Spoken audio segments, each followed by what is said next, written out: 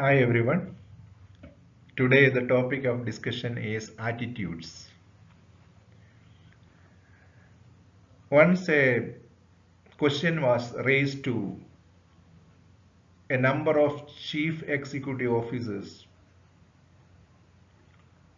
What one quality, one characteristic you would like to change in your employees if you are provided with a magic wand? Almost the unanimous response was our employees' attitudes. So attitude determines everything. Every organization is trying to build a human organization by bringing people with positive attitudes. So if it is so important, the attitudes are so important for organization, then what is attitudes? How attitudes are formed? What are the different components that result in attitude? Do we have or do we find out a relationship between attitude and behavior because of the research? So a number of questions we will try to find answers today. Now what do you mean by attitude? That is the first question. So this is the answer. Attitudes are evaluative statements, either favorable or unfavorable, about objects, people, or events.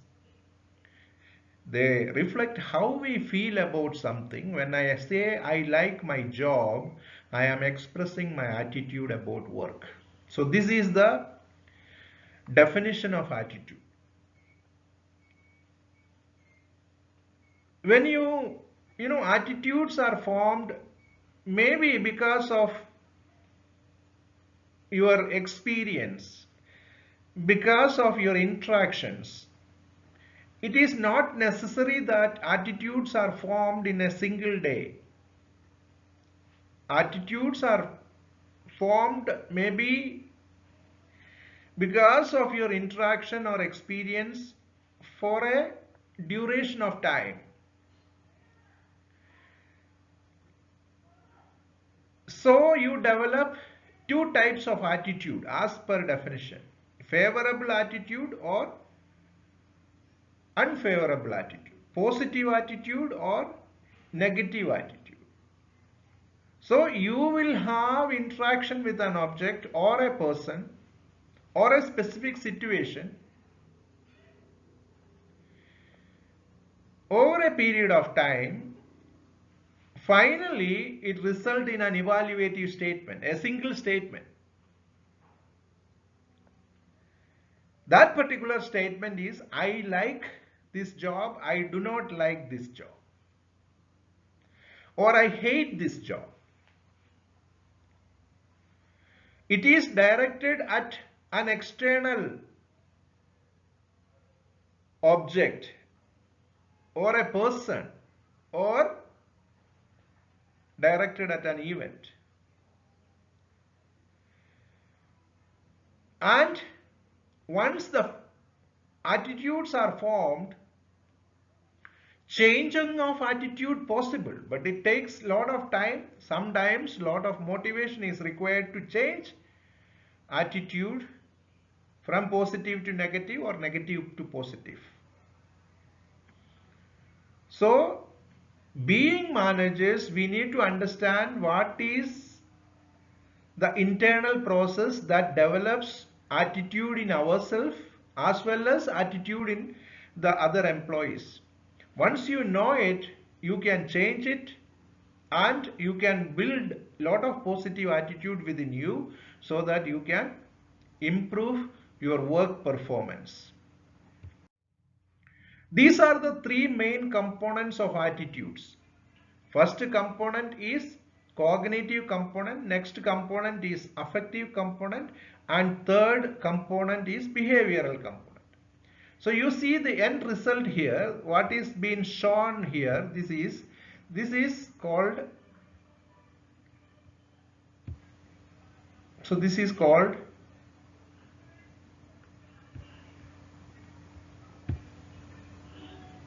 just see here.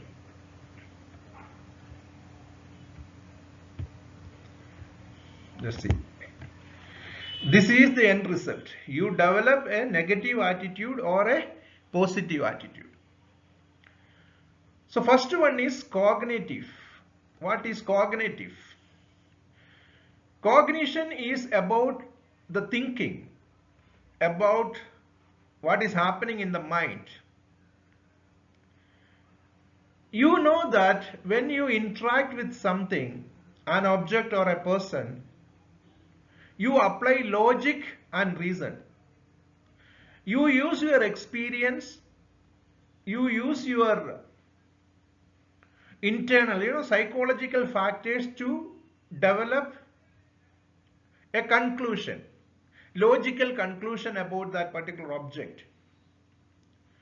So, for example, here the situation is your co-worker, your colleague got the promotion. You didn't get it. Your colleague got the promotion. So what do?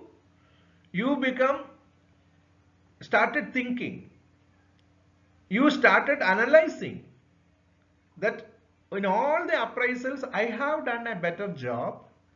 Irrespective of all this, my colleague got the promotion. Whatever the supervisor had done was not proper. So I conclude that my supervisor is unfair to me. So once the cognitive part, the reasoning part is over, next there is an affective element in the attitude. That is the emotional part. You know that humans approach problems not only using the cognition or the logic, but also approach a problem emotionally. So your logic now replaces emotion. Because of this thing, you start judging.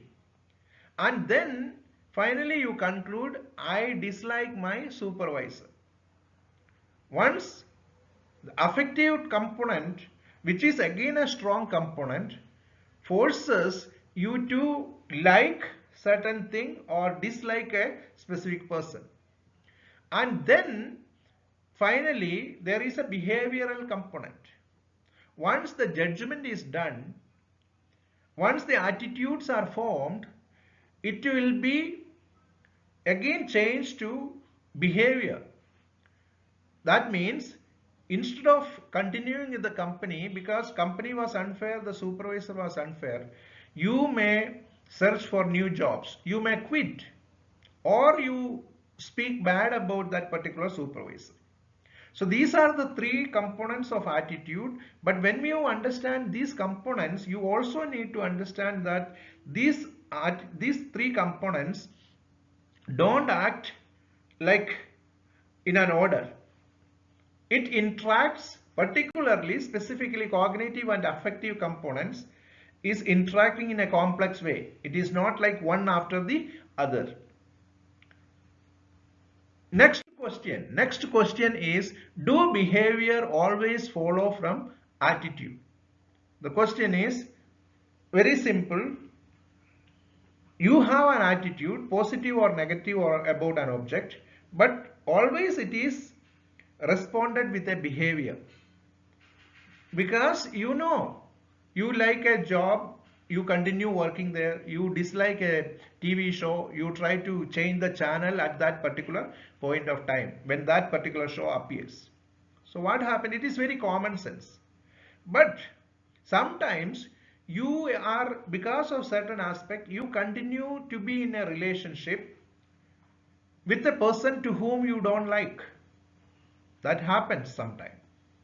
Or you continue to work in an organization irrespective of you don't like the management style or the certain businesses the company carry out. So these are the questions, and we will try to find out an answer to this. Most of the researchers found out that there is a relationship between attitude and behavior. People see consistency between attitude and behavior, but at the same time, if there is a mismatch, that means you continue to have a mismatch between, or there is inconsistency between attitude and behavior, there will be a dissonance, there will be a dissatisfaction. That particular stage, mental stage, people doesn't like. So this question will be asked, does behavior always follow attitude? So we will just put it in perspective. There is a relationship between attitude and behavior. But if there is a mismatch between attitude and behavior, there is an inconsistency between attitude and behavior, there is a dissonance. And now people don't like dissonance. It is a conflict within us. So people try to reduce that particular dissonance. Now the importance of, or the desire to reduce the dissonance depending on certain factors. When there is a mismatch, people try to reduce dissonance. Not always. Sometimes the dissonance, people live with the dissonance. So if there is a attempt from the people to reduce the dissonance, it is because of certain factors. One is importance of the elements creating that dissonance. Those are the moderating variables that create the particular dissonance. For example, you are working at a tobacco manufacturing company. You don't like, you know that the ill effects of the tobacco. Now, how do you reduce the dissonance? The important, for example, the money is the important thing because they pay well. You try to bring it to the same level, like attitude is followed by behavior. So you try to change your attitude to suit your behavior.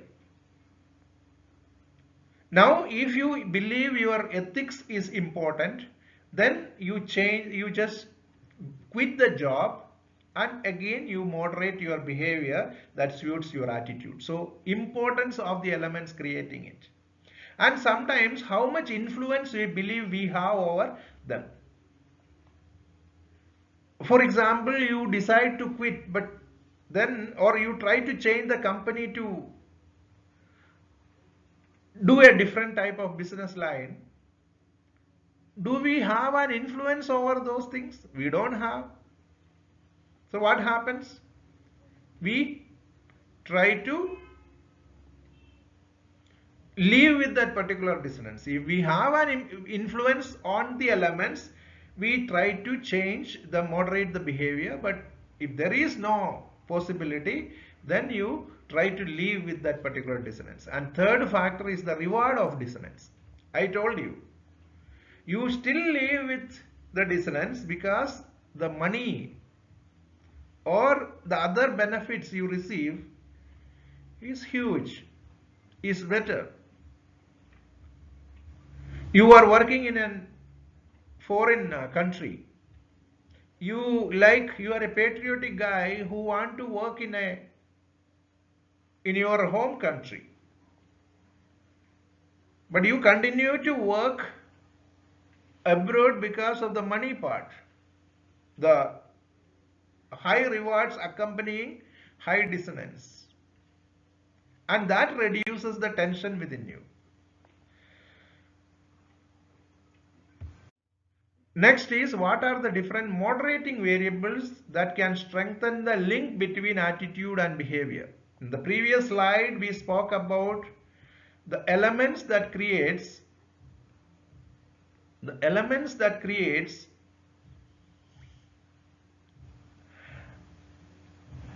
desire to change your attitude or your behavior, or desire to reduce the dissonance. Now we are talking about those moderating variables.